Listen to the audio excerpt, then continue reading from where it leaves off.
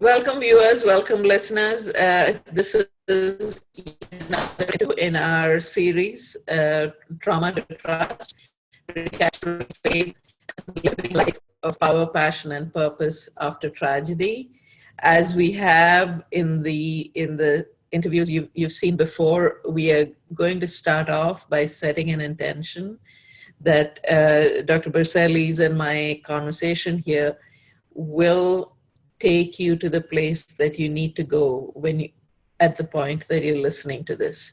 So, like I've said, this is not a frivolous topic. This is a deep thing that we're talking about, and we want to be sure that you feel held, and you feel that you're being guided exactly in the way that you need to be. And that is our intention for this hour. And with that, I would like to welcome Dr. Berselli and thank him for taking the time off to spend with us here today. And he is an international expert in the areas of trauma intervention and conflict resolution. He created the practice called tension and trauma releasing exercises, and the technique, which is revolutionary, is designed to help release deep tension created in the body during a traumatic experience or chronic stress, which is trauma extended over a period of time. He's also the founder and CEO of Trauma Recovery Services. There's a lot to talk about him. He's worked internationally in Israel and Palestine, Sudan, Uganda, Kenya, Yemen, Egypt, and Lebanon. He's fluent in Arabic and English. So he's a great resource for us. And so instead of going on about him from the paper, let's just get to meet him and welcome Dr. Berselli. Thank you so much for being here. Thank you for the invitation. It's nice to be here. You're welcome. So my viewers know by now that I typically start off with the question of describe your journey to us and how you came to be doing the work that you're doing in the world. So let's start there. Mm-hmm. Well, it's a long journey, obviously, but I'll make it short so people can understand it. I actually was working with a nonprofit organization, and I was living in the Middle East. Mm-hmm. One of the countries I was living in was Lebanon, and at the time, Lebanon was under very severe war. And so I was in the midst of that, and I was being bombed and shelled and shot at, and everything that everybody in that population was going through. I learned how to survive in those circumstances because they seemed to be normal, but it was only when I left there and came back to the United States did I realize that I had post-traumatic stress. Mm-hmm. And although I was a clinical therapist and I knew what it was, I never really knew the severity with which it would affect me until after I experienced it myself. Now, that's not to say that I didn't have dysfunctional family issues growing up and that sort of stuff. So I have post-traumatic stress from that as well. It can come from many things, really. Yeah. But anyways, this sort of like threw it in my face and said, there's something wrong. Things are not right inside of me, physically, psychologically, emotionally, spiritually. Everything was disturbed. So I was very curious how a life experience could disrupt me so much inside. So I began my journey to figure out what was disrupted, how it got disrupted, and then, of course, how do I fix it at the end? Yes. And so I did body work, I did psychotherapy, I had spiritual direction. I was doing everything I could to figure out how to put myself back together in a healthy manner. Mm-hmm. And it was a long journey. And of course, it's one of those terrible things at the end. You say, well, I'm glad I went through it because I'm a better person now. But I'm not so sure about that all the time. I'd rather not go through something. So anyways, now I use the word trauma, and I'm talking about my personal experience in war. But we can also be talking about a car accident, a divorce, a child who's got some sort of medical illness, or parents who have an illness or die unexpectedly. Trauma is pervasive throughout the planet. Everyone experiences it. It's just a matter to what degree do they experience it. That's all. Yeah. So when you said, well, chronic stress is prolonged trauma, that's exactly right. So if people feel stress, they feel tension, work, economics, financial problems, all of those can be prolonged stressors, which can have the same effects as post-traumatic stress would have. Sleeplessness, anxiety, restlessness, irritability, etc. All of those are nothing but indicators that the nervous system was highly activated and potentially over a long period of time. So to go back to my story, after I had figured out what was going on with me and I worked things through, my biggest pain, I guess, inside of me was all those people, not just in Lebanon, but other countries I had been to, that were experiencing poverty, or they're disenfranchised or marginalized people, or war or natural disasters. They're by the millions. And the only thing we in the Western world had to offer them basically was psychotherapy. Yeah. Well, that means mostly they're not going to get it. Yeah. And it was not acceptable to me that that was the only paradigm we have for an entire planet of severely traumatized people. So I recognized the paradigm is wrong. Yeah. And so then I began to ask myself, if I'm back in the Middle East, because I did return back there again, what can I do? And it had to have two qualities to it. It had to be easily accessible to people, effectively, easily accessible. And they had to be able to repeat it by themselves without a professional.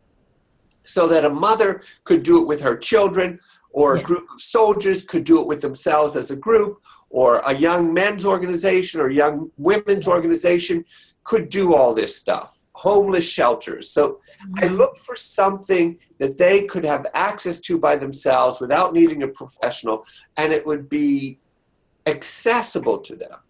Yeah. So that's when I thought, okay, well, it can't be psychology or counseling, because that's very complicated. You have to know language and you have to know culture. And so there's a lot of limitations. And many cultures around the world don't follow ego Freudian psychology as it was developed in the Western world. Yeah. And so it's foreign to them. And so it in one sense, not useful. Yeah. So the only thing we had left was the body. Now, I had studied various modalities of body work and got licensed as a massage therapist, so I could really understand what was going on. So what I learned from that is in the human organism, I call it, the brain and the body are connected in the process of what we call neurophysiology. So neurology, the networks in the brain, and physiology, the fascia and the muscle in the body. But they're directly connected, and that's why I call it an organism. Because although we might have split the body and the brain, it's not split inside. They don't know we did that, basically. They're still running as one whole unit. So the thing I learned about it was, I can affect your physical state through psychological counseling. So I could ask you the right questions, or just be a listening ear to you. You feel safe and compassion from me, and you start to cry. And then you say, I feel better. Yeah. Well, you feel better because your body relaxed, you cried, you let go of tension, but I never touched your body. I only addressed you psycho-emotionally. But the opposite is also true. I could give you a massage. You could come into the massage room, be completely exhausted and full of anxiety. I massage you for 30 minutes and you say, oh my God, I fell asleep. I feel so relaxed. Yeah. So where did the anxiety go? Because I didn't counsel you on anything. So I realized that the neural pathway works both ways. So if this from top down isn't going to be effective, we only have from bottom up. Yeah. So I began to ask myself all the questions. What happened to my body? Where did I have tension? How did I hold the tension? Where was it chronic? How was I able to release it or not release it? And it was through that process of really didactically seeking out my body that I began to recall moments when I was in war or under stress where I would start to shake, or tremor is what I call it. And that's no different than if you're anxious and nervous in a a mild car accident. You get out of the car and your hands are shaking. Nobody's injured, but you're trying to get your license out of your wallet or your purse to give to the policeman. You say, oh my God, my hands are shaking. Yeah. You're getting married. You're excited about getting married. But just before you walk down the aisle, you can feel that your legs are shaking because you're nervous. The body has built in it a tremor mechanism that it knows when to activate and why to activate. And that tremor mechanism is simply when the nervous system gets overexcited, the body actually knows how to shake itself back into a relaxed state. And it doesn't make a difference whether the overexcitement is from a positive event like getting married and you're happy, or a negative event like being in a car accident. It doesn't care. It just knows I'm overstimulated, and built in me biomechanically is a mechanism to release the tension physically in the body and calm down my nervous system. So when I realized that that was built into the body, I thought, well, there must be a way to access that. So I developed a series of exercises that are mild stressors and stretchers in the body. And through these 7 exercises, the last one of which you lay down on the floor, you can artificially stimulate the shaking mechanism. Okay. But what happens when you artificially stimulate it in a safe environment is the body picks up where it left off. So after the car accident, if you didn't shake, it's still stuck as tension in the body. But if I put you in a safe and calm environment and activate the tremor mechanism, then the body says, oh, now I can release the tension from the car accident. Now I can release the tension from the wedding, all those things. So the body knows how to pick up where it left off. And where it left off was highly activated. And if you do not deactivate, it just gets highly activated, and then that activation sticks in the nervous system and in the tissue of the body. That's how we get chronic tension. Yeah. So anyways, I developed a series of exercises. These exercises activate this shaking mechanism and allows the person in the safety and comfort of their own home, with family members or with close colleagues or with a support group, to actually deactivate, turn off or down regulate their nervous system and actually physically relax the tissue in the body to get rid of these chronic aches and pains that may carry for years. Yeah. Wow.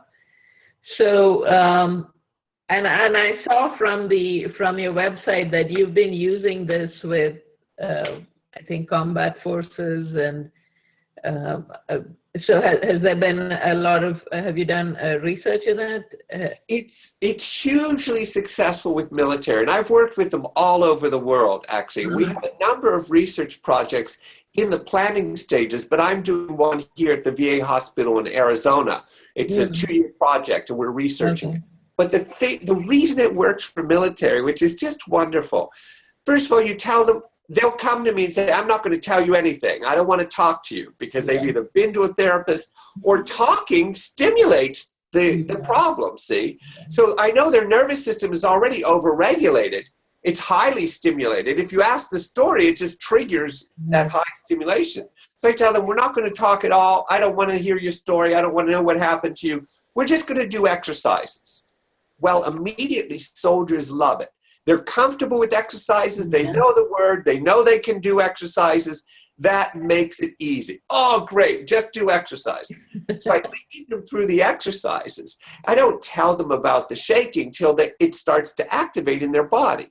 Yeah. Because I just want them to feel it first, because otherwise they could get frightened of it or not understand it. I'll say, do you feel the shaking going on in your body? Yeah, it's really weird. I said, don't worry, that's just your nervous system. It's calming you down. That's what you wanted. Your body's shaking out the tension, much like a dog shakes out tension in a thunderstorm by tremoring.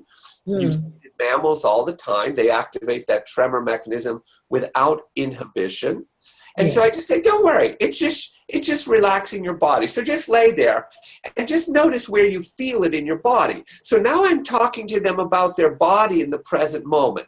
And almost inevitably, their hip will start to move in a certain way, or their lower back will change, or maybe their shoulders will start to move. And I have plenty of videos on YouTube of soldiers demonstrating how they tremored and telling the story.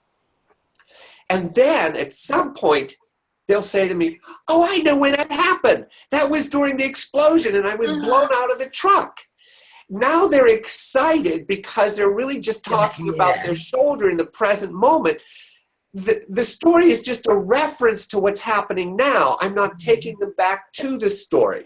And then all I have to do is say, look how cool this is. Your body's getting rid of that trauma, which you carried all the ways back from Afghanistan or Iraq. And it knows it wants to release it, and it's going to just repair your shoulder right now while you're laying here. Then they get all excited and engaged and invested in it, that they did something they can do themselves. They can repeat at home. They didn't have to go through deep emotional psychotherapy, and it was really quite easy for them. So that's why it works so extremely well with military. That's amazing. It's amazing. Yeah. Yeah. So we've sort of covered the tools part. The tools are the 7 exercises that you do, which end up in ends with them lying on the ground, which is where they experience the tremor. Is that sort of right? Yeah. Is there any breathing involved in this? Well, the only thing I do, because I try to keep it really simple, I tell them to observe their breathing. Because if it starts to get rapid, that could mean that the body's starting to release someplace that still has anxiety attached to it or something that's activating to them. So that's when I say, okay, if you notice your breath is starting to get anxious, either see if you can calm it down or you stop the tremors. And that way you stop the release that's going on. So the release might be real big, but we're going to do it in little pieces, see? So I don't have them do much more. Mostly with soldiers, I'll actually tell them, I want you to go home and watch a football game and tremor on the floor while you're watching football, because I truly want to distract them from their brain. So their brain is not activating some experience from the past. The brain is staying in the present moment, and the body is staying in the present moment. They're more successful that way. Okay, that's pretty cool. So are there stories from your experience that sort of stand out to you that demonstrate the success of this, other than the soldiers that we've already talked about? Yeah, there are lots of stories, and I'll give you a couple of them so that the audience can understand this might be applicable to them. If you had a difficult childhood, your parents might have been alcoholic or something like that, but you were never beaten or abused in any physical way. You would have been yelled at, or you lived in fear. You'll grow up with chronic tension, and that would be post-trauma symptoms, considered post-traumatic stress, as adulthood. And so this can actually access all of that old story. And then they'll say, like, I don't know what's releasing, but I can feel that my anxiety or my fear is going away, but I don't know what it's from. So that means there isn't really a specific story, which would be what we call hard trauma. This is a soft trauma, happened over years, nothing that you could really put your finger on. So it helps with soft trauma. But there may not be a story with it. There may even be an emotion, and the person say, I don't know why I'm afraid, or I don't know why I'm crying. But all of that is fine, because you don't need to know why. If you need to know why, the brain will reproduce it. Some of them can be from hard traumas, and they could be from sports accidents, car accidents, from abuse in some way. And so this will really pinpoint that. Now, what I've learned, and this is good for your audience to know, if the trauma was malicious, meaning somebody intended to do you wrong or harm, there will almost always be a greater degree of psycho-emotional processing that needs to occur, different than an innocent trauma like falling off a ladder and breaking your hip. You may be angry at yourself, you may cry that you broke your hip, but you just feel stupid that you did it. So there was nothing vindictive or malicious about it, and so there's not a big story. It's just mostly resolving it physically rather than psycho-emotionally. So I always tell clients or people, if this is a story and it's a hard trauma, you may want to first be directed through this process with somebody who's professional to make sure that you can handle the release as it comes out and it's not overwhelming to you. So I work a lot with women who have had sexual abuse, a little Yeah. bit with men who have had sexual abuse, not that much. But the one thing that I love, and this is consistent, when they do this, they will often use the same two words, and this is all over the world. I can feel my pelvis is thawing out, like it was frozen. And now I can feel heat going into it, which usually means, okay, blood flow is starting to increase.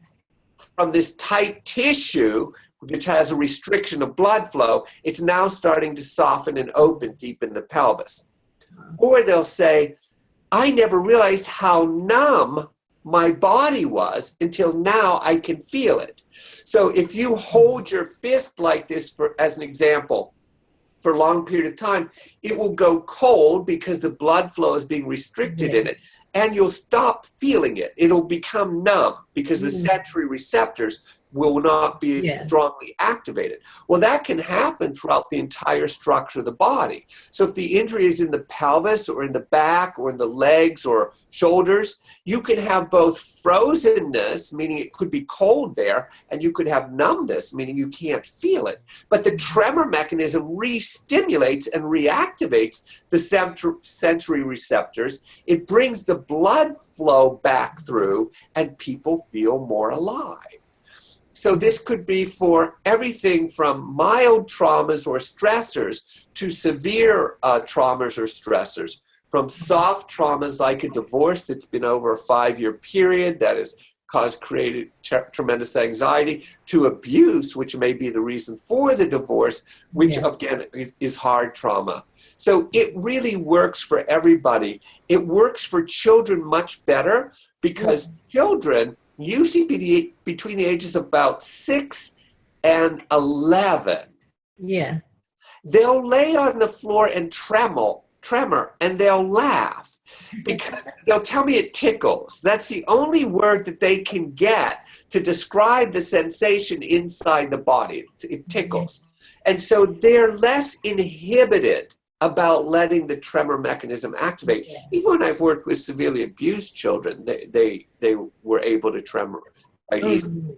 Elderly people also tremor quite easily, or people who have got physical limitations or restrictions. It means they're not holding the body as tight, and so they can tremor often even without the exercises.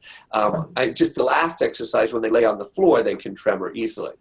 So it works for everything across the board. The best way to think about it is like this. That tremor mechanism is built into the nervous system in the human species, just as it is in all mammal species. Mammals in the wild tremor easily. We're the ones that inhibit the tremor because we've interpreted it as weak or vulnerable or frightening, or I look exposed, somebody will know I'm afraid, I'll be ashamed. But it's a natural mechanism in the human body. And so we inhibit it. And all I did was show how easy it is to re-access that mechanism because it's genetically encoded in us, and how easy it is to use it in an applicable manner to actually bring resolution to your traumas. That's fascinating, actually. I just by the side, my sort of 9-to-5 job is as a biostatistician. So and we're working with some other modalities, looking at biofeedback and breathing and PTSD and stuff. Right. So I would be really interested to talk to you later on. Yeah. We can connect because this is an amazing research project, quite frankly. In some ways, it's quite easy to research because it's simple to reproduce. And the results, particularly with traumatized people, can be quite quick. I mean, with soldiers, usually they'll do it one time, and that night, mostly because I caught them off guard with the tremor mechanism the first time, but that night they'll sleep very, very deeply. That's one of their common complaints, and one of their common comments to me is how deep they slept. Then, it has to get a little bit more involved and stuff like that. But it's an easy research project. It is. It sounds like it. So where would you, so the topic we have here is trauma to trust, right? And the way I'm thinking about this is that this is a tool that viewers and listeners can access to release the tension in their body and their to release the shock, in a certain sense, that the body and the emotional charge, that the trauma has caused, and then you are free to, in a certain sense, your emotion and your spiritual and your physical apparatus is open then for suggestions about how you then move into a life of power, passion, and purpose. Right. Think of it this way. Once trauma has occurred, two things really happen, many things, but two basic ones. The body squeezes and contracts. That's its way it's protecting. Now, I'm exaggerating it here, but in every part of the body, even if you bang your knee, there's a tight constriction that goes through the entire leg, not just the knee. So the body constricts. It's how it knows how to protect itself. Yeah. With traumatized people, it stays constricted for a long period of time. Mm-hmm. That's what part of the post-trauma symptoms are.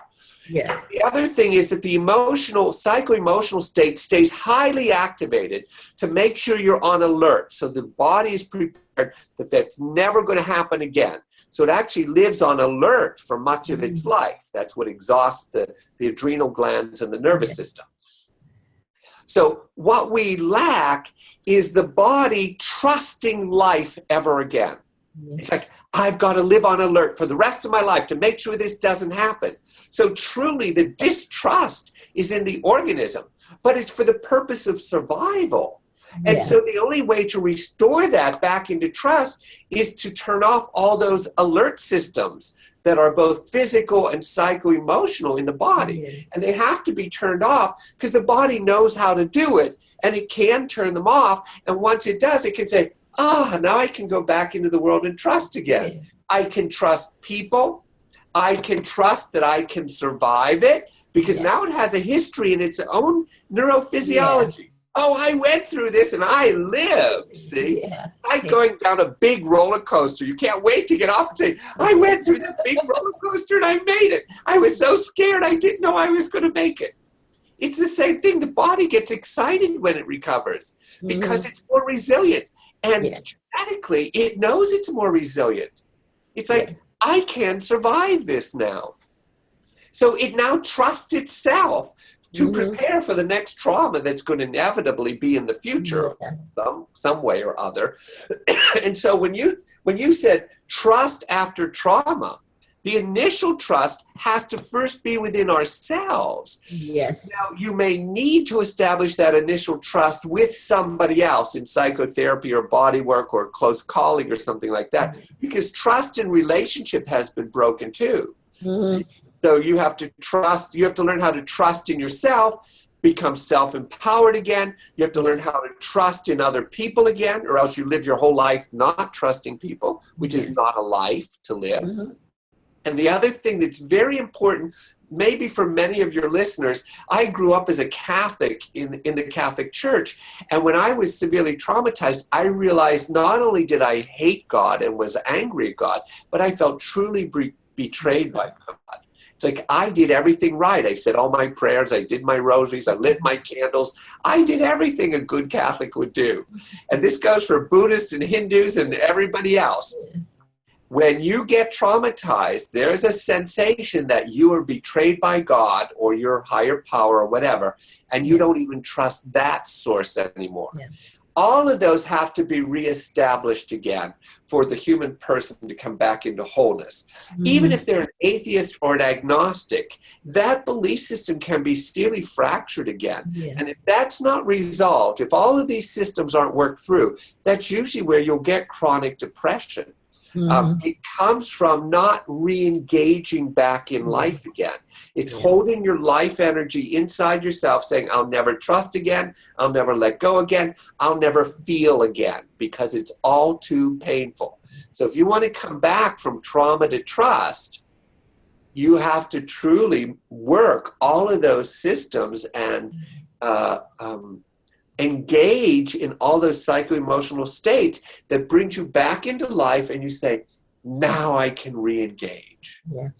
Then you've made the Yeah. successful journey. Yes. Thank you for bringing up the fact about losing faith and being angry with God, because one of the things that I talk about in my opt-in video is that the first thing I want people to know about trauma, about the, one of the things that happens in trauma is that you lose faith. Mm-hmm. And that if nothing else, I want the summit to give you permission that it's okay to lose faith. Right. Well, the way, yes, you're right. The way I got this, it was really quite, I'm a clinical therapist, so it's sort of not allowed to talk about God or spirituality in a clinical setting like that. But what I discovered, because I have a background, I have a degree in theology. And so some of my clients found out I had a degree in theology, and they would kind of sheepishly say to me, can I talk to you about my belief system or my God or my religion? And I'd say, sure. And I realized how desperate people were, and it was part of the therapeutic process. And I could hold the dialogue with them because of my background in spirituality. Yeah. Although it's in Christian theology, and I have a background in Islamic theology, I studied other religions so I can have a bigger scope of spirituality or higher energies, or some people believe in past lives, that's their spiritual orientation. Those sorts of things. So I allowed the entire dialogue to be there, recognizing that dialogue is a part of them restoring trust and safety back in themselves again, in their belief system, because it's extremely important to human beings, more important than we recognize, actually. Yes. Absolutely. Even atheists and agnostics, don't fight them. They believe. They believe in their atheism and their agnosticism, but it's also a belief system. Mm-hmm. And so they have a right to be encouraged back into that belief system if it's somehow fractured or broken. Yes. Thank you. I think that's so important to bring up here, because it's such an important part. Yeah, it is, and it's sort of like a non-spoken part in trauma recovery, and it shouldn't be, because I think it's an extremely integral part of it. Absolutely. Thank you. Yeah. So I know that you have a website, Dr.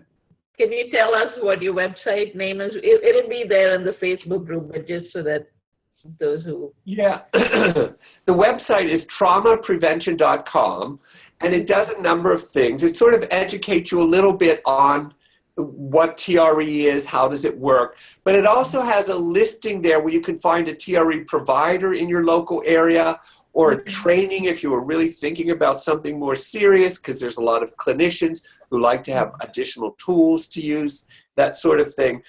And it has advertisements in it, or announcements, not advertisements, announcements of where are TRE trainings or workshops, or even just TRE tremoring sessions, because there are groups of people all around the world who get together once a week, as an example. Oh, wow. But they're all listed on the website, so somebody can go and experience it just once to see what it's like.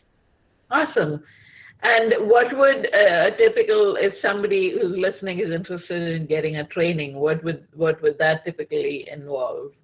Well, the trainings are different all over the world. So each country has a different training program. It has general curriculum, but sometimes the training programs are 2 3-day workshops. Sometimes there are 3 2-day workshops. And the way they give supervision between them is a little bit different. Some do group supervision, some do individual supervision. So they'd have to look at a training within their local area or country as to what are specific requirements there. But that's listed on the website. All of the websites of the different training programs and TRE providers around the world are listed there. And so they can simply contact the local trainer wherever they're at to find more detail. Cool. So just to remind the listeners and viewers, we have a private Facebook group that you've all been admitted to, and Dr. Berceli's website will be there. And for those of you who are really quick, the first 3 people to respond to me via email will get a They'll get a free book from me explaining all about the tremor mechanism and how it works, as well as the pictures and examples at the end of the book on how to do the exercises. awesome. And there will be, so because this is a fairly complicated process, and it's not something that lends itself that much to sort of just email interaction, Dr. Berceli would much rather, his information will be on the website, on the Facebook group. But if you needed interaction with him, I think there would be other ways. I'm assuming that people could set up an appointment to talk to you in person or something like that, or a local practitioner might be the first step. Yeah. In general, most of the general questions that people ask, they can find the answers to on my website. So it's frequently asked questions. So they can usually get their answers there. If they can't get the answer there, then it means it's a little bit more complex. And as a clinician, I can't give advice without learning the complexities involved behind it. And so you're right. They're better off finding a local practitioner in their area or their country where they can then just write to them, and they're all listed on the... Okay. Very good. So we're almost at the end of the interview. So can you, I want you to just wrap up and bring together all the threads that we've sort of touched and give everyone sort of a holistic picture of what the trauma is. I think for me, the most important thing that I always try to tell people, even if it's mild stress to severe trauma, doesn't matter.